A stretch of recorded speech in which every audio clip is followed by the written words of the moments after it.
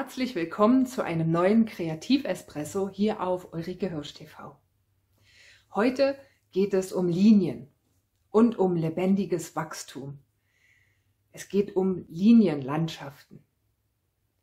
Ich teile mit euch eine Zeichenmeditation, aus der, wenn ihr das möchtet, ein sehr wohltuendes und nährendes Bild entstehen kann.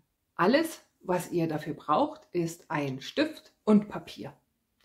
Später zeige ich euch noch ein paar Varianten, bei denen ihr auch farbige Materialien verwenden könnt. Also lasst uns loslegen. Am besten legt ihr euch euer Blatt Papier im Querformat hin, im Landschaftsformat. Wenn ihr einen schwarzen Stift habt, mit dem ihr unangestrengt auch längere Linien ziehen könnt, ist das ideal. Schwarz auf Weiß hat eine starke Wirkung und hieraus lässt sich später noch einiges machen. Wir beginnen am unteren Blattrand und lassen unsere Linienlandschaft aufwärts wachsen, Schicht für Schicht. Hierfür beginnen wir ganz einfach, mit einer ersten Linie. Jede Linie ist eine Schicht unserer Landschaft. Die erste Linie ist die Basis. Sie kann daher ganz unspektakulär sein, ohne Wölbungen oder erste Details. Und die zweite ebenso. Sobald ihr soweit seid und euch auf die Linien eingestimmt habt, kann nun das erste Detail auftauchen. Eine kleine Erhebung, ein Huckel, das erste Anzeichen einer Veränderung. Etwas wächst und entsteht aus dieser Linie. Bei der darauffolgenden Linie greift ihr diese Veränderung wieder auf. Ihr folgt wieder der Erhebung und vergrößert sie damit ein Stück. Ihr könnt in jeder neuen Linie ein weiteres Detail hinzufügen. Hier zum Beispiel zeichne ich nun ein erstes kleines Gewächs. Dadurch, dass in den Linienlandschaften jede Schicht immer nur aus einer Linie entsteht, haben die Gewächse eine korallenartige Form. Natürlich könnt ihr auch Spitzen oder Ecken mit einbauen. Und in jeder Linie greift ihr die Veränderungen der darunterliegenden Linie ganz entspannt und unbeschwert auf. Das Umzeichnen der Gewächse oder der komplexeren Formen erfordert Konzentration. Das bringt uns ganz ins Hier und Jetzt. Wir sind eingeladen, uns mit all unserer Aufmerksamkeit unserer Linienlandschaft zu widmen. So beruhigen sich unsere Gedanken und wir kommen in unserem entspannten Tun an. Es lassen sich auch mehrere kleine Erhebungen nebeneinander aus einer Linie formen. Probiert verschiedene Möglichkeiten aus. Wichtig ist, dass ihr die Linien in Ruhe und mit entspannter Aufmerksamkeit zieht. Nun zeichne ich einen kleinen Baum. Das ist eine etwas komplexere Form, die die gesamte Landschaft verändern wird. Wenn ihr wollt, könnt ihr in jeder Linie oder in jeder neuen Schicht eurer Landschaft eine neue Besonderheit entstehen lassen. Einen Baum, einen Hügel, eine Spirale. Dadurch, dass die darauffolgenden Linien immer die Formen aufgreifen, wird die Landschaft zunehmend vielfältiger und formenreicher. Und ihr folgt immer dem einfachen Prinzip, eine Schicht nach der anderen. So wächst die Landschaft auf eurem Blatt Papier, Schicht für Schicht. Ich nutze hier einen etwas dickeren Stift, einen Pitt Artist Pen in der Stärke 1,5. Und diesen Stift verwende ich, damit die Linien präsenter sind und ihr sie in dem Video besser sehen könnt. Normalerweise verwende ich für diese Zeichenmeditationen einen feineren Stift, vielleicht in der Stärke 0,3 oder 0,5. Wenn ich ganz detailliert arbeiten will, gern auch mal 0,05. Ihr merkt schon, man braucht hierfür eine relativ ruhige, entspannte Hand. Wenn die Hand zu Beginn noch etwas zittert, dann ist das in Ordnung. Ja, die ersten Linien dienen dem Ankommen und Einstimmen. Sie dürfen ruhig ein paar Unregelmäßigkeiten oder auch ein kleines Vibrato enthalten. Ihr werdet sehen, dass eure Hand mit jeder Linie ruhiger wird. entspannter, vertrauter mit dem, was auf dem Papier geschieht. Ebenso wie eine Linienlandschaft aus vielen Schichten besteht, so entsteht auch Vertrautheit durch viele Begegnungen zwischen Stift und Papier. Jedes Mal, wenn wir eine weitere Linie ziehen, werden wir vertrauter mit diesem Akt. Wir lernen dazu. Unsere Hand lernt dazu. Wir werden sicherer. Wir kommen an. Ja, Vertrauen wächst auf diese Weise. Vertrauen entsteht auf diese Weise. Und was wir ebenfalls für diese Zeichenmeditation benötigen, ist Geduld. Ja, anhand dieser Herangehensweise erleben wir, dass Wachstum seine Zeit braucht. Es sind viele einzelne Linien, die diese Landschaft formen. Je nach Papiergröße und Stiftdicke vielleicht 20, 50 oder 100 Linien. Das ist eine Menge. Und wir wissen ja, wenn wir etwas Neues lernen, dann hilft Wiederholung. Ja, wenn wir etwas immer wieder tun, dann werden wir sicherer darin, vertrauter, geübter, meisterhafter. Und um dieses Wachstum zu ermöglichen, brauchen wir Geduld. Wir alle wissen, dass die meisten Dinge nicht über Nacht wachsen. In der Natur brauchen die Dinge Zeit, um zu wachsen, zu reifen und zu gedeihen. Fühlt euch also ganz frei, verschiedene Formen auszuprobieren. Wichtig ist, dass sie aus einer Linie bestehen und dass eine Linie immer auf der darunterliegenden basiert. Die Vielfalt in dieser Landschaft entsteht dadurch, dass in jeder Linie kleine Veränderungen vorgenommen werden. Nicht darin, dass alles in einer Linie anders wird. Ich glaube, wahre, tiefe Veränderung geschieht durch zahlreiche kleine Schritte. Jeden Tag etwas Neues. In jeder Schicht eine neue Form. Und die Veränderungen der darunterliegenden Linien übertragen sich auf die folgenden. Nichts bleibt ohne Auswirkungen. Könnt ihr fühlen, welche Tiefe in dieser Zeichenmeditation liegt? Hier zeige ich euch noch ein paar Varianten der Linienlandschaften. Einige davon befinden sich in meinem kleinen Zeichenbuch Lebendige Strukturen, das ich auch Seite für Seite mit euch auf YouTube teile. Hier habe ich auf schwarzem Papier gezeichnet. Das ist etwas, mit dem ihr auf jeden Fall experimentieren könnt. Er zeichnet Linienlandschaften gern auch mal auf farbigem Papier. Auf schwarzem oder auf farbigem Papier. Und noch eine Abwandlung ist die Linienfarbe. Ich habe die Linien hierbei nicht mit einer Farbe gezogen, sondern meist mit 4, 5 oder 6 verschiedenen Farben, die ich immer wieder in der gleichen Reihenfolge verwendet habe. Auf diese Weise entsteht ein geordneter Farbenrhythmus, der etwas Abwechslung in die Landschaft bringt. Außerdem könnt ihr, wenn ihr noch mehr Abwechslung wünscht, mit der Liniendicke experimentieren und diese in den einzelnen Linien unterschiedlich gestalten. So wird es noch lebendiger. Wenn ihr Farben liebt und eure Zeichenmeditation anschließend mit etwas Farbe veredeln wollt, dann habe ich hier noch einen Tipp.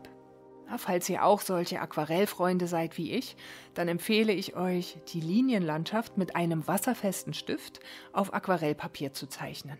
Ich nutze hierfür einen schwarzen Acrylstift. Natürlich könnt ihr auch jede andere Farbe nutzen, doch schwarz empfinde ich immer als eine kraftvolle Konturenfarbe, was sehr hilfreich ist, wenn wir anschließend noch mit Farben in dieses Bild hineingehen. Und die wasserfeste Farbe des Acrylstiftes stellt sicher, dass die Linien nicht verlaufen, wenn wir anschließend mit wasservermalbaren Materialien auf dem Papier arbeiten. Ihr wisst ja jetzt schon, wie es läuft. Einfach eine Linie nach der anderen zeichnen. Ich gehe hier gleich in die Vollen und beginne bereits in der ersten Linie mit einem kleinen Gewächs. Ihr werdet merken, je vertrauter ihr mit dieser Herangehensweise seid, desto mutiger und komplexer werden eure Linien. Auch Spiralen sind möglich. Ihr seht hier, dass ich eine spiralförmige Form aus der Linie entstehen lasse. Hierbei müsst ihr beachten, dass ihr auch immer noch etwas Raum für den Rückweg lasst. Denn ein Teil dieser spielerischen Zeichenmeditation ist ja auch, dass wir versuchen, die anderen Linien nicht zu berühren. Natürlich ganz spielerisch. Das heißt, wir rutschen nicht ab ins Ärgern oder Verurteilen, wenn unsere Linien einander sanft berühren. Schauen wir, dass wir unsere Schöpfung so liebevoll wie nur möglich wahrnehmen. Und behandeln wir uns so liebevoll wie möglich. Denn ihr wisst, die Liebe malt immer mit. Hier könnt ihr auch sehen, dass ich immer häufiger kleine Erhebungen nebeneinander zeichne. Auf diese Weise kann ich breitere Hügel in meinen Landschaften kreieren. Auch die Bäume verändern sich. Alles kann sich verändern im Laufe dieser Linienlandschaften. Das macht sie so lehrreich und faszinierend. Ihr könnt sehen, dass ich in dieser Landschaft auch manchmal etwas mehr Abstand zwischen den Linien lasse. Ja, das liegt daran, dass ich euch nicht allzu lange warten lassen will und auch daran, dass ich weiß, dass ich im Nachhinein die Zwischenräume mit Farben füllen werde. Daher ist es gut, nicht allzu eng zu arbeiten. Vor allem, wenn wir mit Pinsel und Aquarellfarben malen wollen, ist es gut, wenn wir es uns nicht zu schwer machen. Meine Linien werden hier immer mutiger und freier. Die zickzackartigen Linien füllen ganz unkompliziert größere Flächen. Wenn ihr also mal eine etwas größere Veränderung mit einer Linie erzielen wollt, dann sind solche Schlängellinien sehr hilfreich. Wenn ihr mich und mein Wirken schon etwas kennt, wisst ihr ja, dass ich Linien liebe. Das Zeichnen von Linien ist für mich eine Meditation. Dabei komme ich zur Ruhe. Es ist wie Spazierengehen auf dem Papier. Eine langsame Vorwärtsbewegung hin zu mir oder zurück in meine Mitte. Oder manchmal tun mir Linien auch sehr gut, wenn ich das Gefühl habe, ich brauche etwas mehr entspannten Fokus. Ja, Linien sind auch hilfreich, wenn wir Schwierigkeiten haben, etwas anzugehen oder in die Gänge zu kommen. Sie sind Wege, die von einem Punkt zu einem anderen führen. Und viele Wege formen in diesem Fall viele Schichten. Und viele Schichten formen eine Landschaft. Auch unsere Wege durch jeden einzelnen Tag unseres Lebens formen unsere Seelenlandschaft. Diese Zeichenmeditation dient dazu, unser Bewusstsein für unsere natürliche Fähigkeit zur Veränderung zu vertiefen. Es braucht keine gigantischen Hauruck-Aktionen. Es braucht Kontinuität. So wie auch das Wasser mit Hilfe tausender Wellenschläge einen Felsen formt, so bewirken wir große Veränderungen durch tausende kleine Entscheidungen für etwas Neues, etwas Freieres, etwas Wahrhaftigeres als bisher. Also zum Abschluss zeige ich euch jetzt noch eine Möglichkeit, diese sehr linienbetonte Herangehensweise mit etwas Farbe anzureichern. Linien, vor allem schwarze Linien auf weißem Untergrund, sind ja sehr kontrastreich, sehr klar. Manch einer empfindet diese vielleicht auch als sehr nüchtern. Und um etwas mehr Wärme oder Vielfalt in die Linienlandschaft zu bringen, können wir die Zwischenräume zwischen den Linien, also die einzelnen Schichten der Landschaft, mit Farben füllen. Dies geht mit Buntstiften, Faserstiften, Tuschestiften. Und ich nutze jetzt Aquarellfarben, weil diese für mich einen starken Ausgleich zu dem klaren Schwarz auf Weiß schaffen. Ebenso wie das Linienziehen ist das Ausfüllen der Flächen mit Aquarellfarben ein sehr meditativer Akt. Ausmalen mit dem Pinsel erfordert nochmal mehr Präsenz als das Ausmalen mit einer Stiftmine.